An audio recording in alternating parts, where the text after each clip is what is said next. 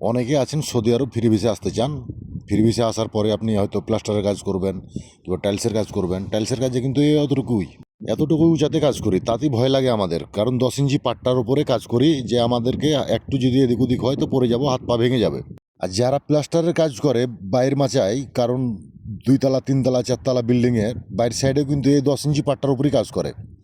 অবশ্যই এই কথাটা মাথায় রাখবেন, ফ্রি ভিসার লোকের কোনো সেফটি নাই।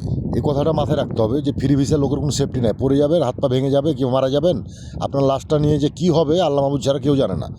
অবশ্যই আপনি যদি সৌদি আরব ফ্রি ভিসা আসতে চান, নিজেকে প্রস্তুত করে ভালো করে জেনে বুঝে তারপর আসতে হবে আপনাকে। কারণ আপনি প্লাস্টারের কাজ যদি পড়েন বাই চান্স, কারণ আপনি যে কাজ বলে আসবেন সে কাজ পাইতেও পারেন, নাও পারেন, তারও কোনো গ্যারেন্টি নাই।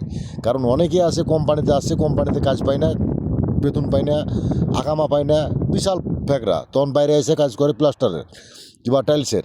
তা আমরা তো এতটুকু উঁচাতেই কাজ করি, তারপরও ভয় লাগে। আর যারা বাইরে প্লাস্টারের কাজ করে তাদের কী অবস্থা। তো অবশ্যই আপনাকে বিদেশ আসতে গেলে অবশ্যই ভেবে চিন্তে আসতে হবে, আর ভালো একটা কোম্পানি দেখে আসতে হবে। যদিও আপনার 50,000 1 লাখ বেশিও লাগে, ভালো একটা কোম্পানি দেখে ভালো দালাল ধরে আসতে হবে। আর না হলে কিন্তু আপনি আসার পরে চুদুর বুদুর অবস্থা, তখন কিন্তু আপনি কাজ পাবেন না, তখন বাইরে প্লাস্টারের কাজ করবেন, হয়তো আপনার অবস্থা খুব খারাপ হয়ে যাবে। কারণ গরমের সময়তেই এত পরিমাণ গরম যে আপনি মাথা চক্কর দিলে একটু বসার সুযোগ নাই, এই অবস্থা ভাই।